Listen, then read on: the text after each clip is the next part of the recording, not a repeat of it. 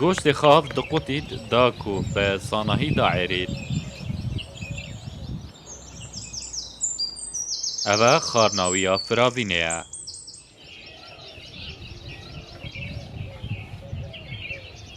Şêwazekê jiyankirina temam ciyawaz ji mirovêt asayî heye.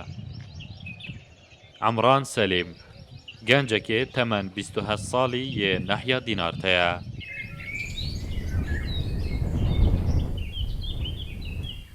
Bi 35 salên li daristanê dijît. Bi tenê bo xewê diçîte mal.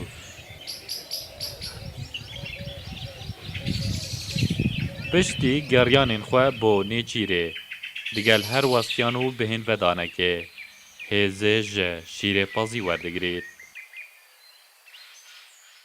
راستی از گس رشد دومه یا من اونیه که مسئله دست کاریه بو مسئله هر گیانوره که بکم قصد طبعا عندن بکشم نه اما بو مسئله مروف محتاج بیته باشه که هنده کلو طایرا آن گیانورا بکشیتن بس حتی محتاجی آخر نخوب برسی خوب قطینید ایجا چه کلو بن مار بن باغ بن حتی تشتدیت اخی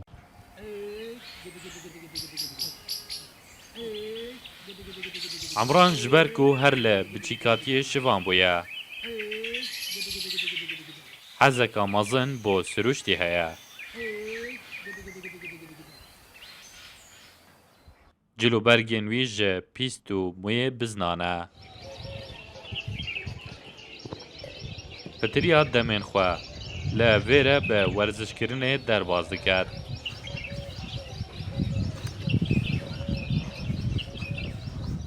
Êsik û kevlê ajalan li xwe kom kirîne.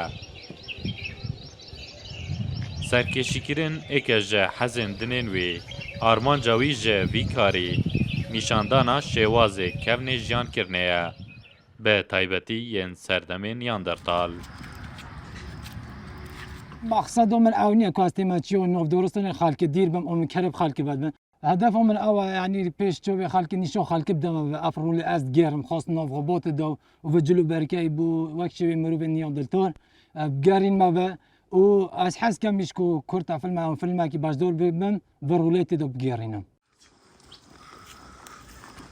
Hêşta jiyana hevjîniyê pêk neînaya û derçûyê peymangeha kargerî gûmirke. Biryara wî ew e ku heta dê jiyan da mabît, dirêje bi vî şêwazê jiyankirinê bidet. Ev şêwazê jiyankirina Emranî me di çîrokan da guh lêbûye yan jî di filman da dîtiye, lê niha ew di rastî da vê şêwazê jiyanê praktîze diketin û bi awayekî xwe amade kiriye ku di her filmekî da rolekê bi vî awayî bête hemberî wî divêtin evê peyamê û vê şêwazê jiyankirinê bi hemî cîhanê veguhêzîtin. Nayf Ramazan Rûdaw, Nehya Dînart e.